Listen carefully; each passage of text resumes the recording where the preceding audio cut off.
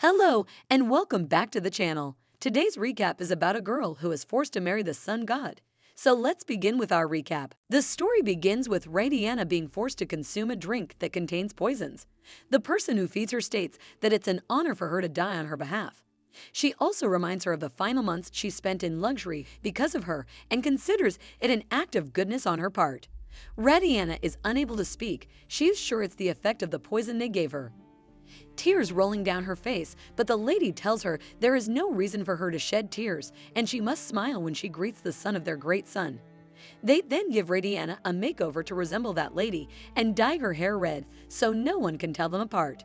The lady acknowledges that with the hair dyed red, no one will be able to differentiate between them. She also states she never imagined that she would end up thanking her dad for impregnating her mother. She bids Radiana a farewell and leaves.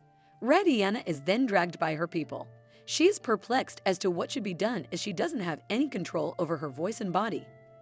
In her mind, she declares her desire to live and not die. Fear washes over her face as she realizes she has arrived at her destination. As the massive door slowly lifts before her, a thrilled crowd comes into view, erupting into cheers and applause. Eutychus Mundos, who is a high priest of the Eladigo Empire, states that just like she promised to the gods, she now offers her first daughter, Gracia Mundos, as a sacrifice to the Sun Prince. With tears streaming down her face, she calls her a poor daughter and then commands to proceed with the ceremony. Desperately, Radiana yearns to express that she is Radiana and not Gracia. She is then bound by ropes as flames ignite all around her. She pleads with someone to help her as she doesn't want to die here. In a sacred temple at the east edge of the empire, Gino, a trusty servant, desperately begs His Highness Horatio Loom, the third son of the Sun God, to attend the Sun Festival because His Majesty will have his head if he fails to send him. His Highness Horatio smirks as he playfully teases, attempting to spook him that he will kill him before his father does. In fact, he will make it quick and painless. Gino replies that he may regenerate, but it hurts him every time. It appears that His Highness Horatio has a strong taste for wine, given that he has already consumed his fourth drink of the day. The solar eclipse is close and the Sun Festival will be held soon. The Sun God ruler of the Povius Empire had 3 sons, and during the solar eclipse, the vassal state of Eladigo offered a sacrifice to each prince. Each offering was a human female. There's a prophecy in Povius, then one day a prince of the Sun Empire will meet a human female immune to fire, and they will give birth to an all-powerful deity. And because of the nonsense of prophecy, the princes of Povius had to endure the screams of human females each year as they burned to death on the day of the festival. Horatio thinks to himself that he never thought humans could scream so loudly, and he never asked for such a sacrifice. Gino states that His Majesty will call His Highness if he refuses yet another sacrifice, and for Gino, he will be thrown into an endless pit and inquire, is that what he wishes for? Horatio agrees to accept the sacrifice just like his father desires, but on one condition, that this will be the first and last time he asks Gino to relay this to his father, the Majesty. Apparently, His Highness Horatio has the ability to read people's minds, so through people's minds, he learns that the female being sacrificed is called Gracia. Seeing the girl getting burned, he regrets coming on the time of burning. Gino inquires, what is His Highness waiting for? It's time to commence the ceremony. He subsequently approaches Radiana and calls her Gracia. He then notices she is not burned to death yet. He tells her that she must have some divine power in her, as she is not burned to that yet, and unfortunately he never had any interest in accepting the sacrifice. Radiana mumbles, not her. He inquires, what did she say? She expresses that she is not Gracia and curses him. She repeats again that she is not Gracia. He ends up bringing her to the heavenly palace. Gino objects, questioning how he could possibly bring a human sacrifice to the heavenly palace, and what in the world is he thinking? He seems unbothered and orders him to keep her alive as he needs to check something. Gino attempts to convey the gravity of the situation, explaining that he has brought his father's offering to the palace, and the consequences are so severe that he could even face trial. Put on trial, he questions with the look that no one can dare to. No one in existence can dare judge Horatio, the one and only adjudicator of the heavenly palace. And that's including Sol Roman, the sun god and Horatio's father. Gino expends a great deal of energy trying to revive her, but it's a difficult task as she is on the verge of turning to ashes. But he finally succeeds in saving her. Gino informs His Highness that it will take some time for her to regain consciousness and requests to get rid of her before the stink of her human flesh spreads throughout the palace. Horatio gazes at her, awaiting her return to consciousness, when a messenger arrives from the imperial palaces. Horatio remains still accepting that he hates complications, which is why he intends to keep her hidden. The messenger informs Horatio that he came bearing gifts for Her Majesty, who was happy to hear that he attended his very first sun festival. After hearing this, he conjures a swirling blue fire around him. The messenger states that he came as the messenger of Her Majesty, so he cannot do this to him, and this is tradition. It is how things are done. Horatio threatens him that it's a beautiful day. Surely he does not want it to be his last. The messenger commands the girls he brought with him as gifts to leave from here at once. Gino is intimidated by His Highness as he warns him that he really kicked everyone out. Her Majesty and the Pyros family won't let him get away with this. Horatio replies it does not matter. All he wants is to live his life free from interference from the imperial family. Gino declares that now that he has attended the Sun Festival, it's time for him to finally lose his virginity. However, before he can finish his sentence, Horatio casually sends him flying away with a flick of his finger and orders him to let him know when the girl wakes up. Radiana is trapped in a nightmarish memory where she recalls how Gracia had inquired about the girls they had gathered. They had presented her to Gracia, who instructed Radiana to ensure she ate and rested, and that is all that will be asked of her. As a result, Radiana found herself confined in a tower within the temple, where she slept and kept herself clean. Among the temple's ladies, there were hushed conversations about how Gracia brought many paupers to the temple, and how the sun god blessed those who were good, particularly before they presented themselves at the altar. Then they also talk about how Gracia would soon sacrifice herself to the sun god to protect them. Radiana overheard these discussions. Radiant thinks Priestess Gracia was kind enough to rescue her, and that she is in charge of keeping the sacred flame alive, and it was rumored that she possessed the divine ability to create fire. One day, while Radiana was offering her gratitude to the sun god, a girl arrived and informed her that she had come to take Gracia to meet the venerable high priest. However, before that, they intended to change the color of her hair. Radiana's hair was dyed red, and she couldn't help but wonder if she truly resembled the high priestess. She felt embarrassed for entertaining such a thought until a lady informed her that High Priestess Gracia had come to see her. A man misunderstood her for Gracia and inquired what brought her here at this hour. She got confused and tried to clarify that she was Radiana.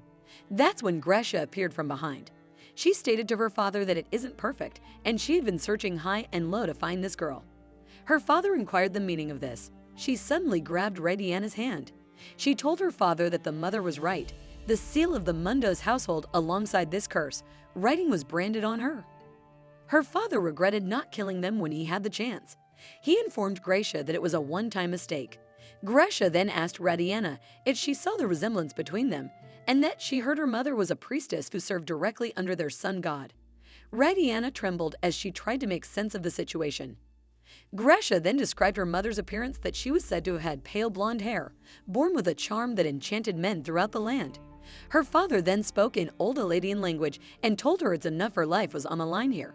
She informed him in the Eladian language that she would take her place tomorrow at the Sun Festival. Radiana remembered the rumors that she heard. It's where they offered a human sacrifice to the sun god. She begged Gracia to spare her, and she would do anything she did not want to die. Gracia became impressed that she could speak Eladian and that it was clever of her. But she reminded her to not forget her place, as she was merely born to die instead of her. Back in the present, in her sleep, she is desperately pleading with Gracia to spare her, clutching Horatio's clothing, while he stands nearby, silently observing her. Horatio firmly grabs her hand and lifts her closer to him. He wonders that she is a mere human, but quite fitting of her pale blonde hair spun like gold. Radiana feels her hand tingling with a burning sensation, and she slowly opens her eyes, her vision initially blurred as she sees Horatio standing beside her. He conjures a drink and brings it closer to her lips, but in that moment, she recalls the traumatic memory of when Gracia had forcefully made her drink poison. Filled with fear and distrust, she abruptly throws the drink aside, causing it to splash. But he insists that she must drink it or the sunlight will dry her out till she dies. But she refuses to drink it. He summons another drink again. She smacks it again, but it ends up splashing all on her this time. Tears roll down her face as she sobs. Horatio lets her know that her stubbornness was skewed in the beginning, but now she's starting to annoy him and not push her luck. Horatio proceeds to drink the liquid himself before lifting her chin gently and kissing her, making her consume the drink like this. The vision clears and she can see his face now clearly. She finds him beautiful. She then asks him who is he. He replies that he's disappointed that she doesn't know who he is. He replies he is the one she cursed. She is confused but suddenly remembers.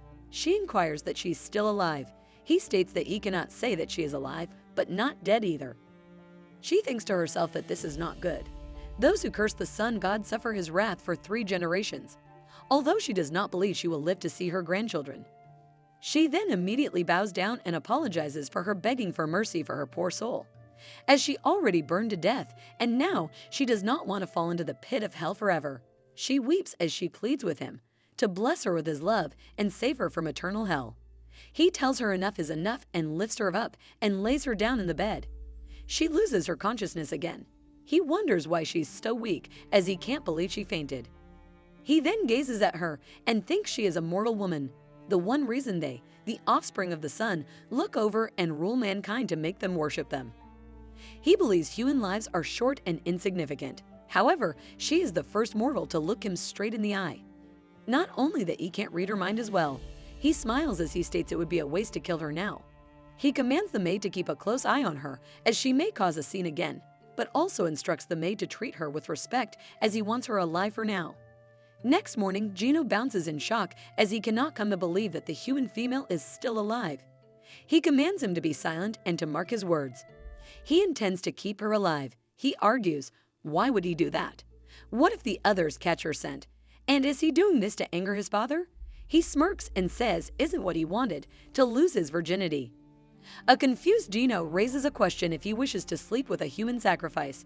He's flabbergasted to learn the truth that he wishes to. He then tells him not to worry, he was just joking. Gino utters that he had him for a minute, and when will he dispose of her, or if wishes to keep her as a pet. He then emphasizes on the fact that they cannot keep her alive. Even if His Majesty permitted it, Her Majesty would never let him get away with it. If Her Majesty sends another messenger, the human will die. Horatio admits that he may be right. No, he is absolutely right. Gino replies that of course he is, and persuades him to end her right this minute. He sighs with relief that Prince Horatio has finally come to his senses. But then he utters that he will sleep with her right away. He realizes that he hasn't come to his senses yet. Gino expresses his disappointment and tells Horatio that he'll pretend he didn't hear what His Highness has to say. His Highness finds Gino's rudeness surprising and warns Gino that he will erase that expression from his face, just as he has done with others. Gino is filled with fear and remarks that His Highness is terribly cruel. His Highness informs Gino that nobody will ever find out if Gino remains silent. Gino asks His Highness how long he plans to keep Radiana hidden. Gino tells Horatio that his situation is very unlike that of his brothers. Horatio's pitch black hair and eyes were a telltale sign that his mother was immortal. Since ancient time, demigods were never recognized as real gods, even if they were sired by the highest deity. Some were killed and poisoned in the belief it was punishment from a divine retribution. Horatio not only stayed alive, but became a prince in the empire. He got his father's fame, and he could read thoughts. So even the gods, including the powerful sun god Sol, were hesitant to act against him.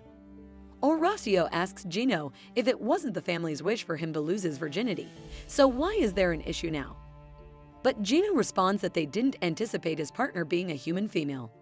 He goes on to say that if things continue like this, he'll likely lose his title. His Highness doesn't appear to be too concerned about it. To become a recognized prince after growing up, princes had to marry either another royal or a high-ranking nymph and consummate the marriage. The Sinsrum, who supported the Empress and the royal family, made a list of possible brides in an attempt to control Horatio. But Horatio wanted to give up his claim to the throne by losing his virginity to a mortal.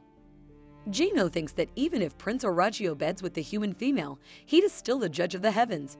This means his title cannot be removed, not even by Emperor Sol. But it still does not seem right to Gino for His Highness to lose his virginity to a human female.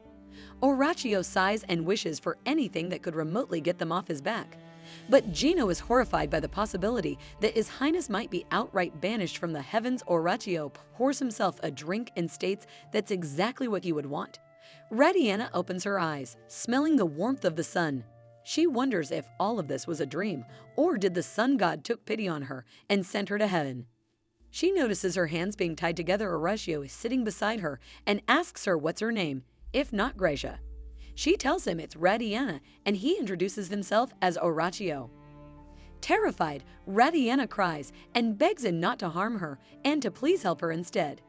Horatio accepts as long as she does not faint again. She bows in front of him. He tells her to stay still as he lifts her chin up. He instructs her to look up, but she remains still, which prompts him to ask her once more. And this time she looks up, leading him to praise her as a good girl.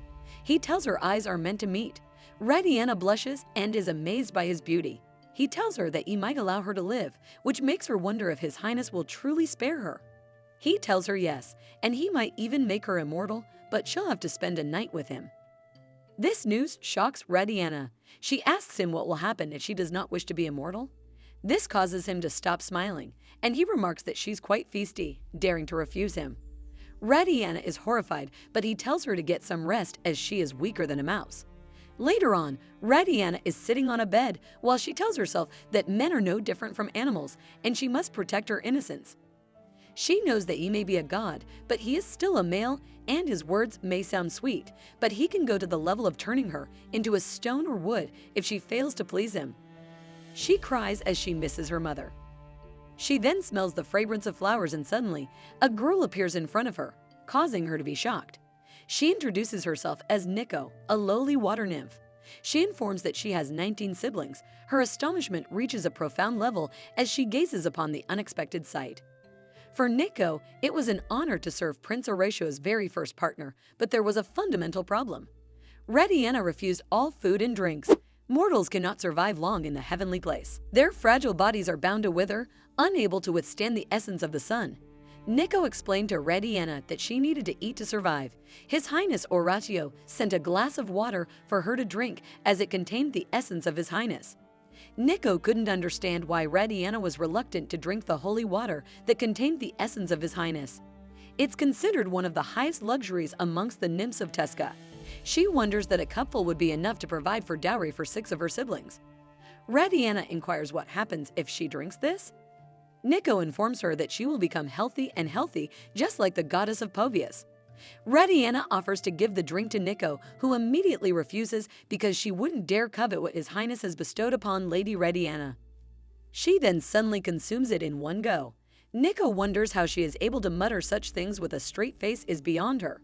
She then inquires if she would start eating food from tomorrow. She shakes her head but nods her head when asked if she would continue to drink water.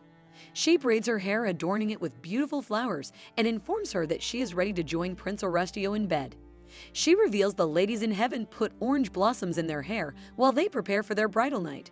On the opposite side, lifeless bodies are sprawled on the floor while Horatio remains seated in his chair. Nico comes to tell His Highness about Radiana, but he warns her to get lost if she's only here to update him about her drinking water. Radiana, who had picked Horatio's interest, refused to eat for several days, only holding on divine water. If it weren't for Gino's healing abilities, she would be dead by now. Gino is hiding before Horatio asks him to show himself if he wishes to live. He gets scared and tells His Highness he was merely passing by. Horatio asks him as to why he decided to pass by, only after he gave up his punishment. Horatio sits down as Gino asks him if he really intends to keep the human female alive. His Highness thinks for a while before Gino shares his opinion that letting a mortal drink the golden water containing his essence does not seem like a good idea. His Highness pours the golden water and glares at Gino, frightening Gino, making him feel like he's losing his soul. He asks His Highness to spare him. He asks him if he really wishes for him to die. Horatio looks to his side and confesses that the female human was able to meet his eyes. Gino tells him it does not matter whether she looked into his eyes or not before asking him, but she really looked into his eyes and her soul remained intact. Horatio replies yes and declares that is why he wishes for her to live. He does not mind forcing food down her throat. He asks Gino if he does not find it interesting. Suddenly, Horatio looks to the side and his glass of golden water falls as Gino calls his name. But Horatio has vanished. On the other side, as Radiana is taking a walk, she deep down regrets that she asked him to spare her. She feels overwhelmed by the smell of orange blossoms. She then knows it's her chance as Gino is away and all the servants are blind to her actions. It's so high up here that she feels like her heart may stop. She asks herself if she's scared, if she really wishes to live. She wanted to live. She knows her life was full of hardships, but sometimes she would look up and gaze into the radiant sun. And it gave me a reason to live. She wanted to live a normal life, even if it meant only for a day. She wished to smell flowers and gaze into the sky, living peacefully on the grass. Tears are streaming down her cheeks. She knows that reality had other plans for her. If there was ever a hypocrite, she believes it would be her. Her life was miserable, yet she could not give up on it. She tells herself to think twice, but she knows dying may be better than to expect eternity, unaware of what is to come, and jumps off only to get in the arms of His Highness. His Highness lets her know that even if her body completely shatters down there, he can always bring her back from the dead. He warns her that coming back to life can be quite painful, so she should keep that in mind. He gives her a mango to eat while her hands are trembling, and she knows that she cannot even die when she wants to. She can no longer make choices for herself. He tells her that he's aware Nico was away, which is why she got the opportunity to do that, making Radiana fear that he might harm Nico for not being present at that time. He gives Av a laugh and asks her to eat that food, otherwise Nico will also meet a similar end. Since that day, Radiana was placed under even more severe watch. Every morning Nico gave her food, and Radiana forced the food down her throat, just for Nico's sake. Even though she had to eat the heavenly rations under pressure, they had a positive effect, and Radiana appeared to regain her health. Horacio would often visit Radiana without notice, and Nico would always transform into water and disappear because of his presence. Radiana tolerated Horacio's emotionless smiles and engaged in casual conversation until it was time for bed. Horacio appeared satisfied with this unenthusiastic conversation. For 2 centuries, he had avoided any form of contact with others due to cursed blessings. Those who would look Horacio in the eye would wither away. But Radiana was different. She was afraid of him, but her soul remained intact. And as he was unable to read her mind, Horacio was finally able to enjoy some peace and quiet in the company of another. He allowed her to shed a few tears, and if she tried to jump again, he knew he would revive her over and over. He even considered granting her immortality. However, there was one issue, which was her lack of stamina. His Highness asks her, why don't she go to bed? She replies she shall. She knows she is supposed to sleep even if she doesn't want to. But she's curious about one thing, which is why in the world are the Sun Prince keeping her alive? In the morning, she feels drowsy as she wonders that trying to sleep after doing nothing all day is getting tiresome. Nico asks her if she's awake and tells her that His Highness has gone out to hunt. Horacio became obsessed with Radiana's sleep hours, knowing it was the only way for her to survive in the heavenly palace. But it would put Radiana in a dreamy state, and only holy water allowed her to snap out of her daze. Radiana asks Nico if there is anything she can do around her as she feels dizzy. Nico asks her if she's bored and if she would like to dance with her or would she like to sing a song. Radiana wishes to work, not caring whatever it is, cleaning or whipping down the fruit. She'll do anything. She requests Nico to help her find something to do, knowing she will lose her mind if she doesn't. Nico responds that the ladies of the imperial bloodline do not work before Radiana tells her she is not of the imperial bloodline. Nico tells her as His Highness partner, she is practically imperial, before getting frightened and disappearing into water. It's because His Highness comes to Radiana's room. He asks her if she's awake, and she knows that His Highness likes to get a reaction out of her, so she forces a smile.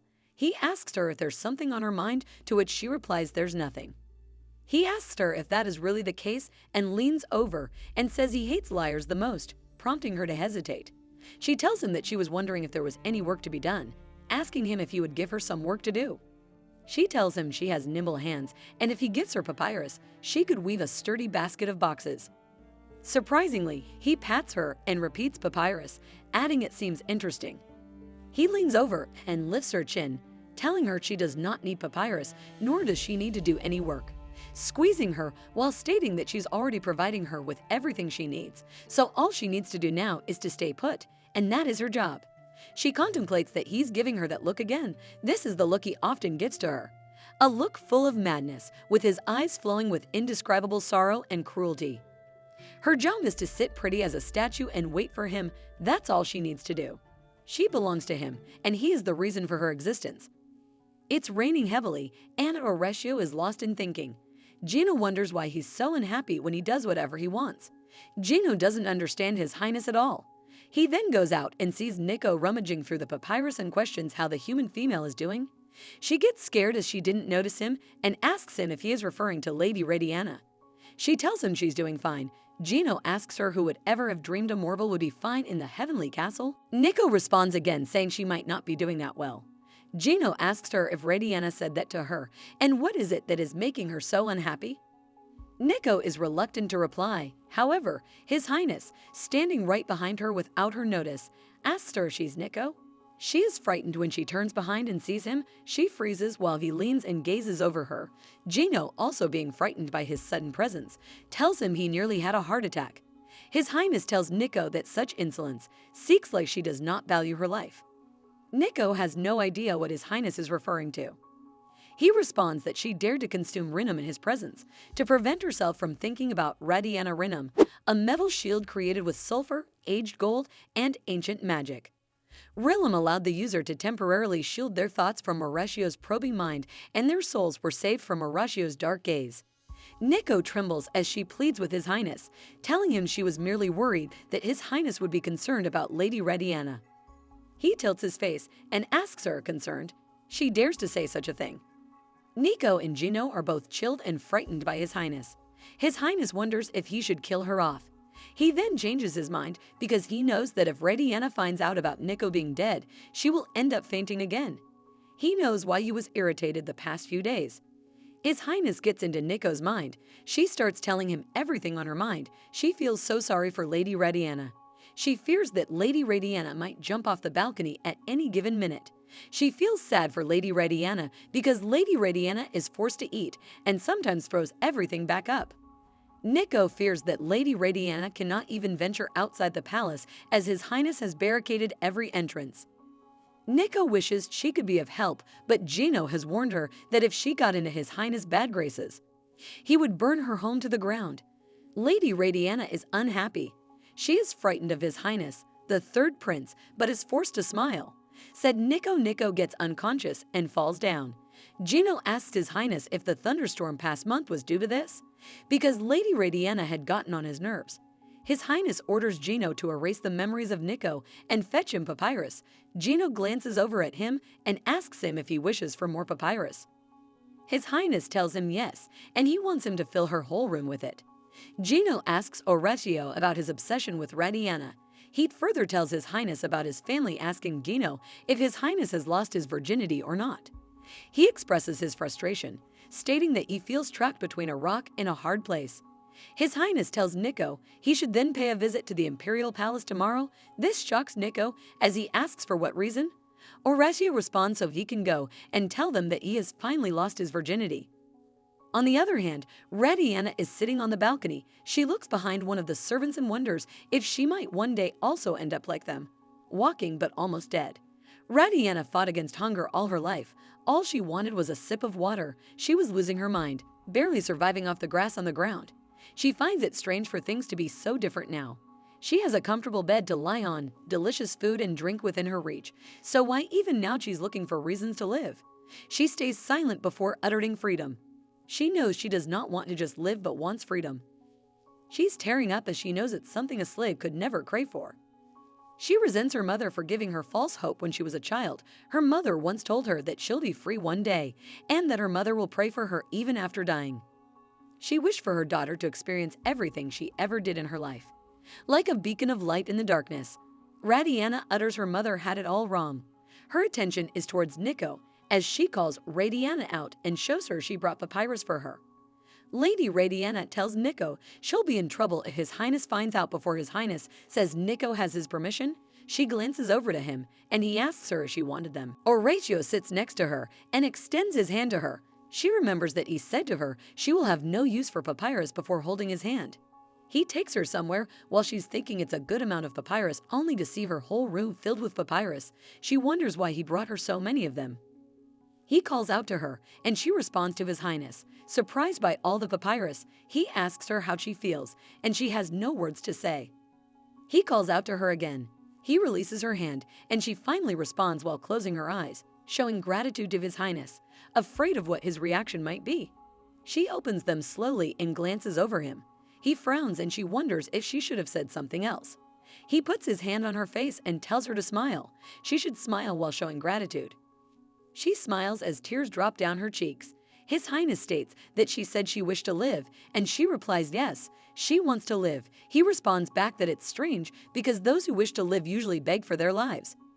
This causes her to fall down and bow to him, begging him to end her life once and for all. His Highness asks her if she means she wishes to die. She freezes, and His Highness grabs. After all the effort he made, she only shines bright when she's on the cusp of life or death. He tosses her onto the papyrus and states, as he has told her before, he values the importance of manners, as he's a golden sun prince after all. She tells him to wait for a minute and tells him she's more gentle and kind-hearted than he seems. He asks her if he really is while chucking. He tells her to try to ask him again for death. And when she does, he'll have her, here and now, and it'll be more traumatic than death for a woman like her. He holds her chin and states she can also beg him to spare her life, and if she does, he'll do his best to keep her alive while he has his way with her, so that she lives as his woman for eternity. He further says he can see the wheels turning in her hand, and she would never be so lost if she really wished to die. Tears stumble down her cheeks as he kisses her. He then asks her if she's tired from just a single kiss. She wonders what was that, as it feels like her body is on fire. He responds it's enough for today, as she'll need to become stronger to withstand him. He raises her hand and nibbles her finger, causing it to bleed a little. It drops onto the handkerchief, which instructs the servant to give this to Gino to take it to His Highness father's place. He kisses her hand and tells her to get some rest. She falls down and wonders if the servants were standing the entire time. She wonders if they saw everything. She also thinks if Nico saw her too. How will she face her now as she did? Nico then comes back into her original form. She had disappeared after seeing His Highness. Radiana is glad she didn't see it. In the heavenly palace, Gino knew this day would come. The door creaks open as Gino requests an audience with His Majesty. Gino kneels and greets His Majesty. His Majesty hopes he brought good news. He glances over to others, to which His Majesty orders to slide down the curtains. He asks about the girl, and Gino clenches while he states that she's a girl. There's a silence for a moment before His Majesty asks if he brought back her human sacrifice and if she's a priestess with special abilities. He also asks if she's the woman described in the legends, to which Gino is confused and flustered. He replies she is certainly no legend. She seems to be a priestess with minimal divine powers. Gino tells His Majesty that he believes she has nothing to do with the legend. Gino deep down wonders that His Majesty surely has no idea that His Highness, Oratio, is planning to rebel against His Majesty. His Majesty states that despite Oratio's insolence, His Majesty still holds him dear. His Majesty asks Gino to transform her and to make sure everyone sees her as a courtesan of the imperial palace. Gino seems confused before His Majesty states that Oratio will show his face briefly in court and then retreat to Tesca. Gino also thinks that's most likely. The others must believe the human girl is from the imperial palace during their stay. His Majesty says they can dispose of her once Oratio loses interest in her, and he'll keep it sealed until then. His Majesty has no intention of going to war with his third son. After a week in Tesca Palace, Radiana wakes up from her sleep and finds Nico in front of her. Nico is happy to see Radiana wake up, as she was worried she had been sleeping for an entire week. She reassures Nico that she's fine. She was branded as a runaway slave, but notices the brand on her wrist to be gone. Her skin feels much smoother, as if it isn't hers. She also thinks about how His Highness had told her to make a choice, but she never had the right to choose. She is filled with questions as to why he's showing her mercy, and why is he keeping her alive. Radiana calls out to Nico and asks her if she can bring her food, as she's feeling hungry. Nico is surprised and happy that she's asking for food herself. Radiana stretches and wonders why she is feeling so refreshed today. She ponders that it was just a kiss, yet she feels so youthful. She tells Nico that she is not a priestess, but was actually a slave before she came here. The slave seal was proof that she was at the bottom of social ladder, but it disappeared with a mere kiss, and it feels so transitory. Nico asks her not to say this, her life is anything but transitory. Unless she's a deity, everyone in the imperial family is viewed as equals. So her past is meaningless here. Naki further goes on to say that regardless of what people say, His Highness chose her to be his woman, which means everyone must treat her with respect. She also is special to Nico, as she's the first lady Nico ever served. Nico expresses her happiness to be able to serve Lady Radiana. Radiana cries tears of joy, as she'd never experienced such warmth before, and it melted the steel resolve she had been clinging onto. She knows she must think it over, as it might be her last lucky break. She remembers His Highness' words that she will need to become stronger to withstand him, and looks toward the papyrus, deciding to do what His Majesty has asked of her and make the most of what she have been given. As Horatio and Dino stepped into the room, they were greeted by an astonishing sight. An intricate array of baskets meticulously arranged across every corner and surface, transforming the room into a veritable basketry wonderland. Gino inquires, "What is all this?" Nico notices their presence and greets them. She explains that she has been helping Lady Radiana trim the leaves of papyrus branches and informs them that Lady Radiana has been weaving baskets ever since she gained consciousness, and she requested her to rest, but she wouldn't listen. Horatio is mad that she is wasting what little energy she has on this frivolous project, whereas Gino is losing it, thinking how he is going to transform that stubborn human female into an elegant and sophisticated nymph. But before he could go on further, Horatio seals his mouth with the papyrus leaves.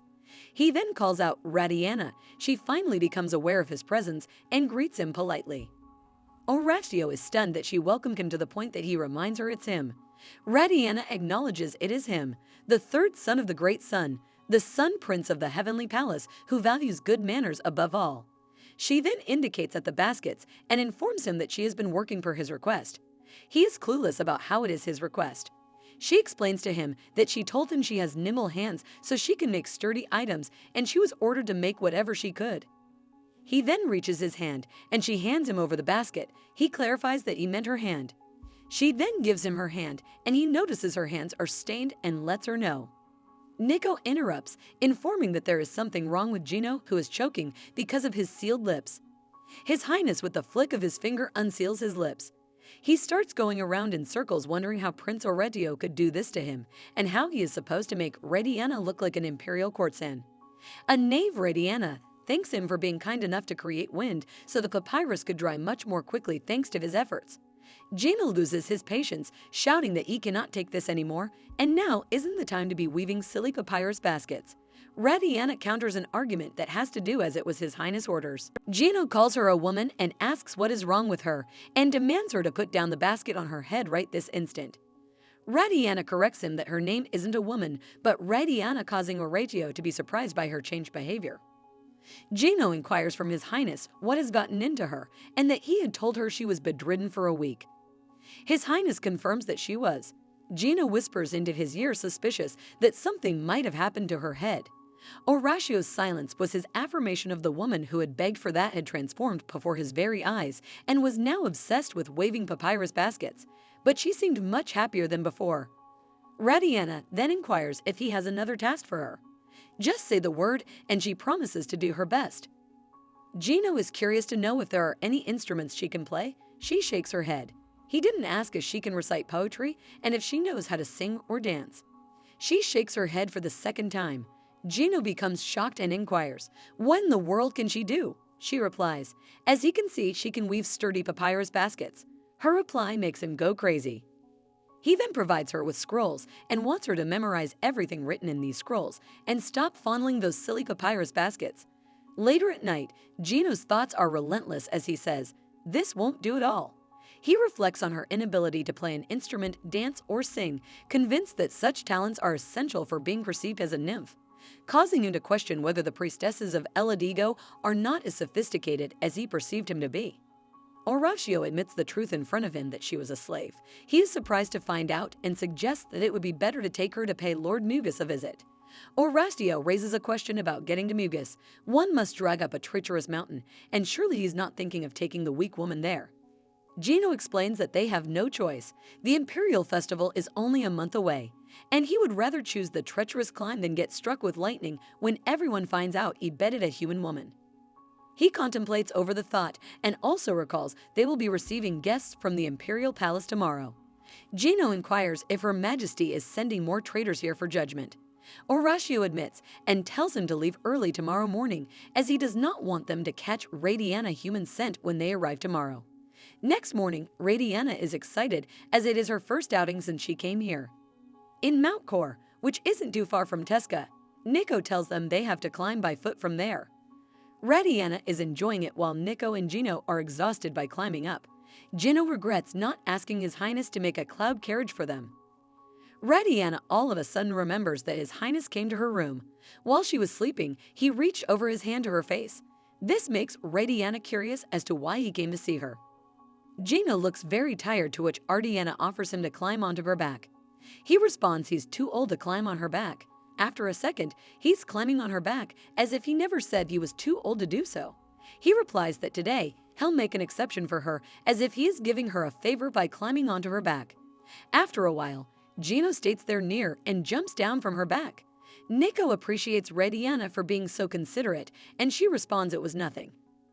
Radiana loves this place. She can hear the sound of the forest, the leaves rustling, bugs chirping, and the wind blowing as if it were alive. Gino asks them to hurry up, and they respond they're coming. Nico says that Gino acts like a grumpy old man sometimes. This prompts Radiana to ask about Gino's age. Nico isn't sure, but she responds he might be 500 years old. Radiana is surprised to know he's so old. When they reach the location, she sees a man who's half horse. He states when he first heard His Highness had chosen his first partner, he thought His Highness had chosen someone to match the nymphs of Aphrodite. Gino responds that's exactly why they're here to see him. His name is Lord Magus. Gino tells Lord Magus that Radiana fortunately is more clever than she looks. She's also skilled at weaving papyrus baskets. Lord Magus clacks his legs and warns them to be wary of the satyrs of this region if they don't wish to be eaten alive. Gino asks Lord Magus if he does not understand how serious it is, as His Highness is planning to lose his virginity for Radiana. Lord Magus replies he was merely jesting and to stay by his side and no one will get hurt. They reach a location and go inside a dungeon. Inside, it's a very beautiful place. Lord Magus asks them to eat as they might be hungry, and he'll get back to work. He seems kind to Radiana, but Gino is disappointed as he traveled all the way just to see him, yet all he offered them is just beer and venison. Nico also states she has heard he's the wisest of all men, and that she has never in her life seen so many scrolls. It amazes her, but Gino responds amazing. It's been long since he has mastered this language. This makes Radiana giggle. Gino asks Radiana as to why she's laughing, to which she responds he finds him adorable. This makes Gino blush, and Nico tells him his face is as red as a cherry. Radiana looks at Lord Magus' messy table and wonders if he must be very busy. Gino also thinks that. He states that Lord Magus may come off as uncouth and eccentric, but he is indisputably the wisest scholar in all of Povius. He lies down as he decides to get some rest while he's away, as Lord Magus is too busy for them right away. Nico asks him if he's not joking, because there's no way Lord Magus wishes for them to spend the night here. Radiana states there's a thing she would like to do before she sleeps. Somewhere else, His Highness is told that Pericles, his mentor and a father of his dear friends, has betrayed them. His Highness laughs and wonders about Radiana. Radiana is sleeping as His Highness, from nowhere, comes and lies down beside her. He wonders if Radiana has trouble meeting his eyes, like everyone else. He hugs her and wishes to stay like this for a moment. The story transitions to the Imperial Garden, where we see three ladies seem to enjoy a meal together. One lady holds onto a grape as another holds up her glass filled with a golden-colored fluid.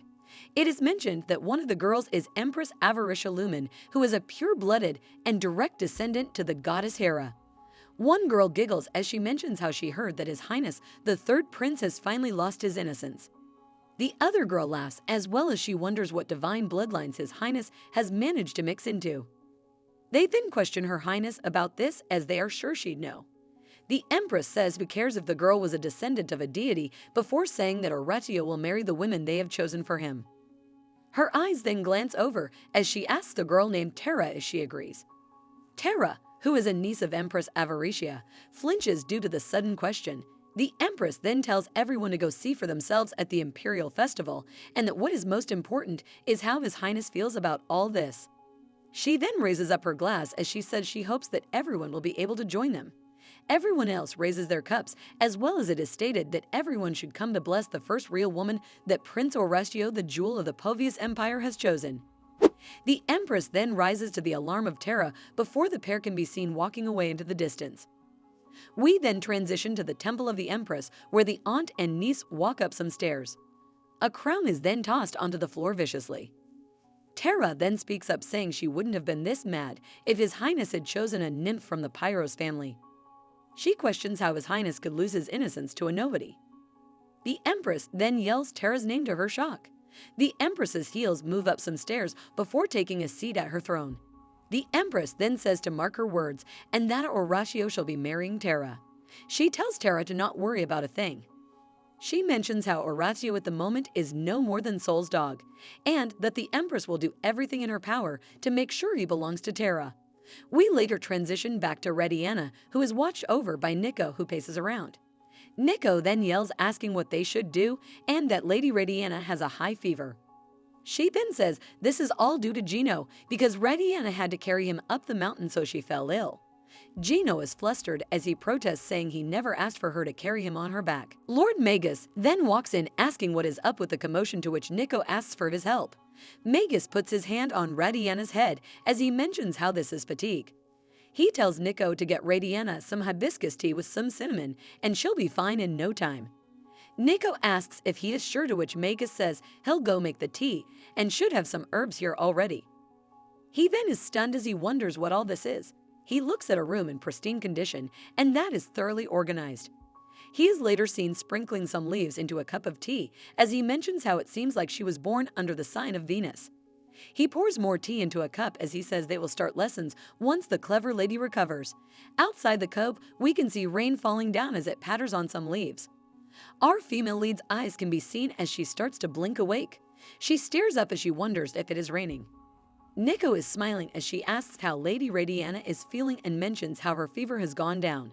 Rediana then asks where His Highness is, to which Nico says he is back at the palace and they are visiting Lord Magus at his cave right now. Lady Rediana then says she recalls feeling Prince Horatio's presence yesterday though. Her heart beats as she lays pondering about this and if it was merely just a dream then. Our female lead then sits up as she asks where Chamberlain Gino is, to which Nico gets annoyed, saying who cares where that old guy is. Gino then comes in dripping wet as he asks Nico if she wished something bad had happened to him. He then puts some greens in front of Rediana, to which Rediana asks what this is. He tells Rediana that he brought her favorite papyrus and mentions how Rediana had asked Horatio for a mountain's worth previously. Nico then questions why he brought papyrus and says an apple would have been better. We then hear someone call to the nymph asking if Rediana is still asleep. Nico then remembers something as she grabs Rediana's hand and tells her Lord Magus has something to show her. The pair can be seen dashing off as they then stand in the back looking at Magnus gathering some things. We see loops getting formed before it wraps and rustles around into a bowl. This causes Lady Rediana to stare in awe as she wonders how he was able to spin silver into a silver bowl. Magnus' hands then freeze for a moment before he asks if the lady would like to give it a try. This causes Chamberlain Nino to get annoyed as he mentions how he had asked Magnus to turn Rediana into a nymph and not a blacksmith.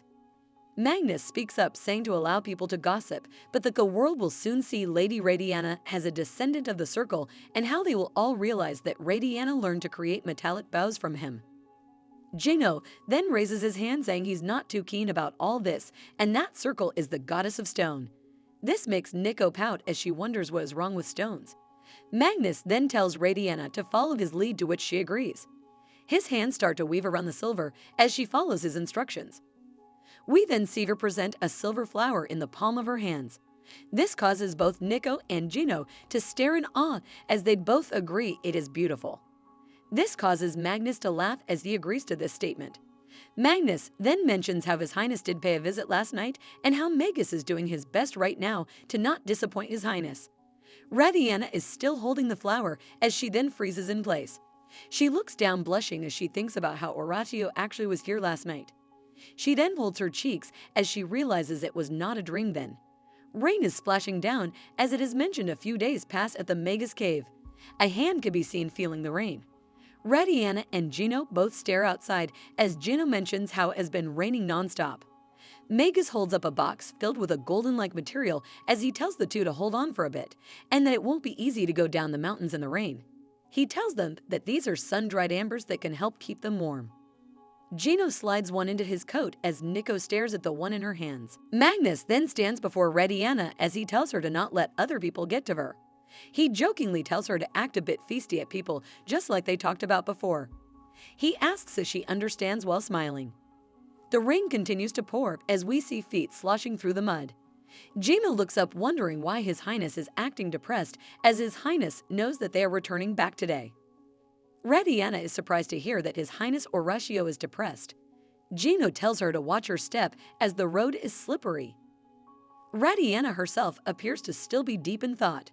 She wonders what Horatio's emotions have to do with the weather before noting how a mere human such as herself could never understand the gods. Her thoughts go back to when he saved her before she thinks about how despite this, she'd still like to know more about His Highness. She looks down now as she wishes to know why he wants to keep her alive forever. A large purple lightning bolt then flashes through the sky in front of the group. Nico covers her ears as she yells due to being frightened. Gino then appears annoyed as he mentions how His Highness Horatian seriously does not know when to stop. Gino then dashes forward ahead of the pack as Rediana calls his name. The three of them are all dashing and striding forward now as they yell for Gino to wait. Back at the Palace of Tesca, we see the rain persist there as well. The group is all at the gate while huffing and puffing. Gino tells Nico to take Lady Rediana to the tower as Gino needs to go talk to His Highness right now. He then dashes off as the two ladies look over their shoulders. While inside, we see the pair walk up some stairs as the rain continues. Rediana then glances her eyes over as she notes how she never knew they could see His Highness's temple from here. Out the window we can see rain, but Horatio's temple seems to be glowing red. Rediana wonders that light is as she then tells Nico to look over there. Rediana wonders if something has happened to His Highness, to which Nico says maybe, or that might just be from the stone walls. She then taps Rediana's shoulder, telling her they should hurry, and that this is something everyone has seen before when it rains, so there's no need to think a lot about it. The sky is darker now as the rain carries on. Gino runs through the red-stained hall as he wonders how many people have met their death here. He glances all around as he yells for His Highness and asks Prince Horatio where he is. He then grabs someone on the floor, calling him a fool and asking if they've lost their minds. He asks where His Highness is. He stops and flinches for a moment as he has spotted something. He yells for His Highness as he continues to run across the red floor to Horatio, who is on the ground. His hands flash as a circle is created. This causes the prince to open his eyes with a flutter as he recognizes it as Gino. Horatio is still dazed as Gino mentions how at this rate His Highness will be at the mercy of Her Majesty. Gino tells Horatio that he must go see the first prince immediately. Gino is in tears as he tells Horatio that the first prince is pure-blooded, so he could sort this out. Horatio tells Gino that going there will change nothing. Horatio mentions how today was not a judgment day, as he truthfully just butchered everyone without even a second thought. Horatio tells Gino to kill him if the chance presents itself, as he is a killer. Gino protests, saying that His Highness is not, and that he is the almighty adjudicator of Povius. Gino then moves his arm up as he points. He tells His Highness to go see his brother Saltus right this moment. He tells Horatio to make haste with this if he wishes to return before they see the crescent moon. Horatio is laughing as he turns into light particles. He disappears from the scene as Gino is still crying and wonders why Her Majesty does this to His Highness. He mentions how all Horatio wants is to live a quiet life. A hand bounces off a blue force. It is Rediana, who puts her hand in the air, as she notes how this is the reason they are able to stay dry despite the rain. Later we see a liquid getting poured into a cup. Nico tells Rediana that it is magic and that the Palace of Tesca is filled with it. Rediana asks Nico if she'll be heading home soon, as it is getting pretty late, to which Nico mentions how it is raining heavily and that Gino had told her to stay here until the rain stops. Nico hands Rediana the cup as Rediana then asks if His Highness will pay them a visit. She asks this despite knowing how much he scares Nico. Nico responds by mentioning how His Highness probably will not be coming here for a while. Rediana says she sees before going into deep thought about how Prince Horatio probably won't be coming to see her anytime soon then. She sips on the cup of tea as Nico then walks off, saying she will be right next door and wishing Rediana a good night's sleep. Rediana returns the favor by saying the same. The door gets slammed shut as Radiana tries to keep a smile on her face. The smile promptly disappears though as she thinks about how the rain is pouring due to how Prince Horatio must be in a bad mood. She wonders if he became depressed due to something that happened in the temple and how this would explain why Gino was so scared and worried.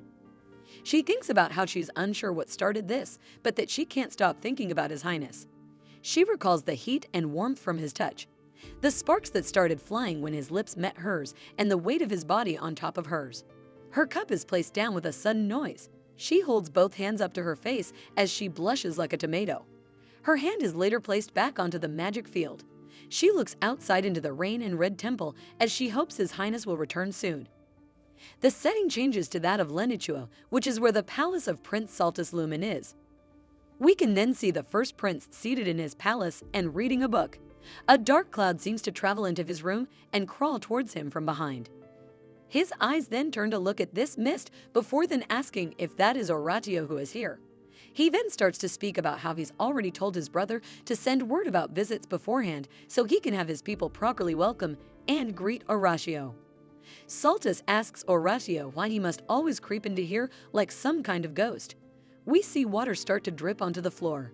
Horatio then starts to appear as photons of light start to gel back together.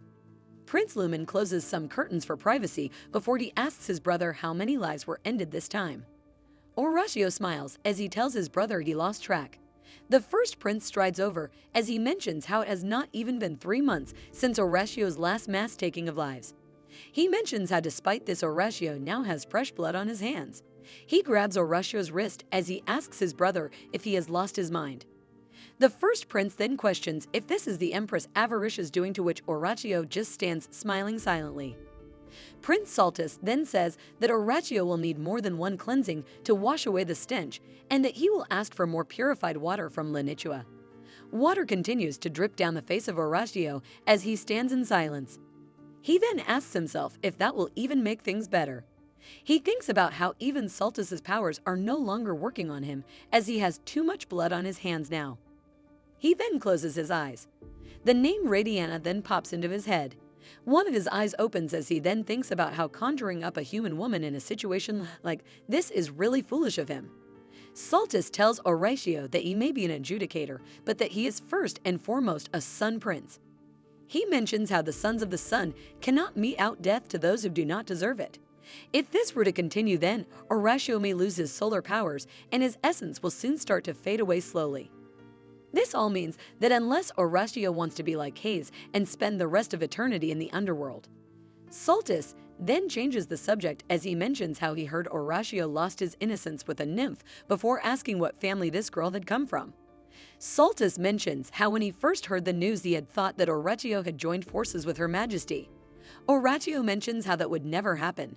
The first prince then tells Horatio to just accept Avaricia's proposal and that he can think of his next move afterwards, as this is the only way for Horatio to survive.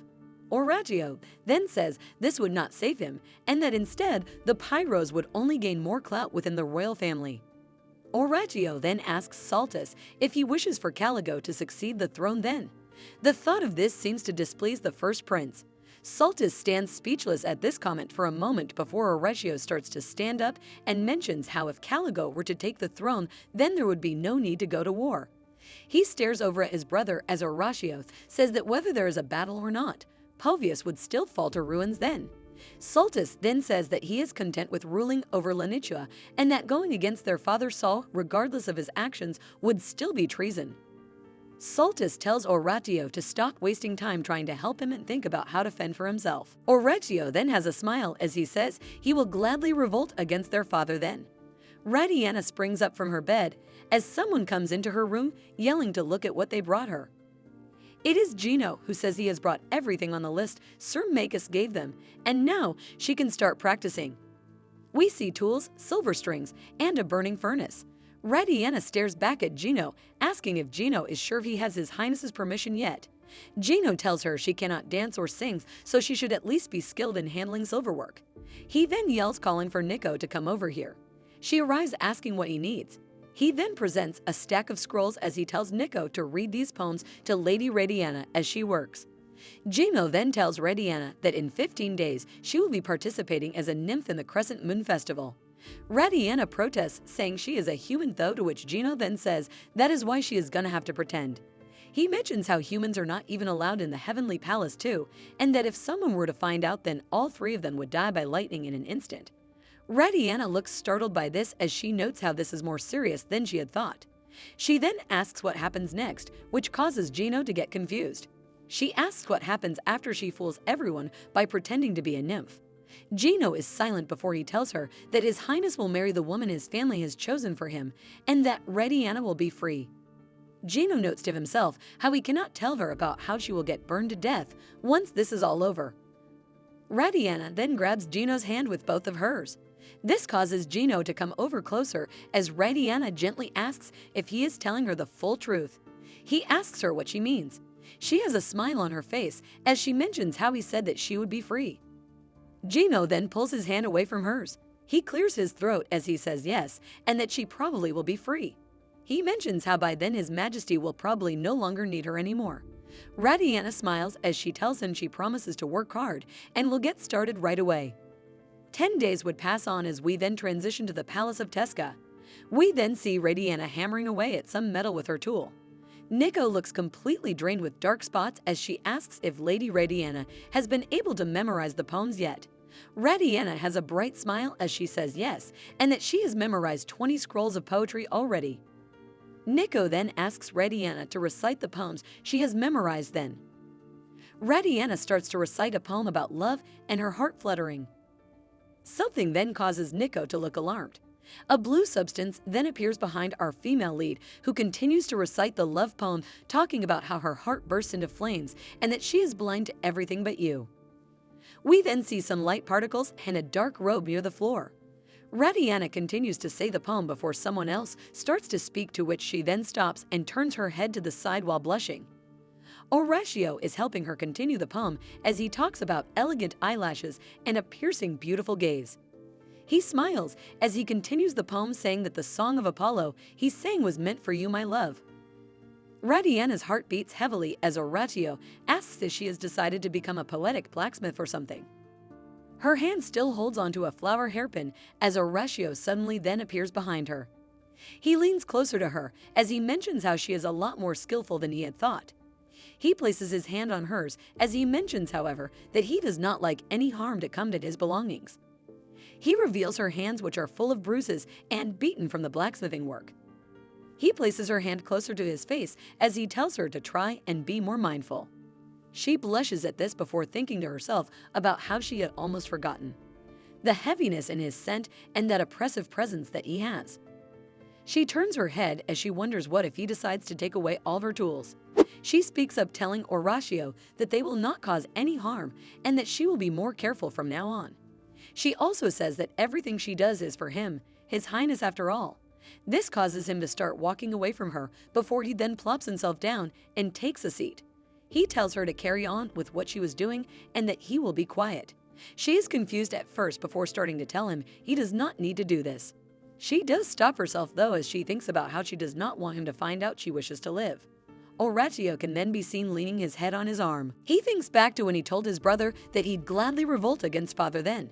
He stares up at the ceiling as he thinks about how he did say this, but that in all honesty he can't be bothered to actually do it. He then stares forward again as Radiana can be seen still holding the flower. Horatio then thinks in his head about how it is odd that he could not stop thinking of her as he flew home. He wonders if this is due to her giving him peace of mind.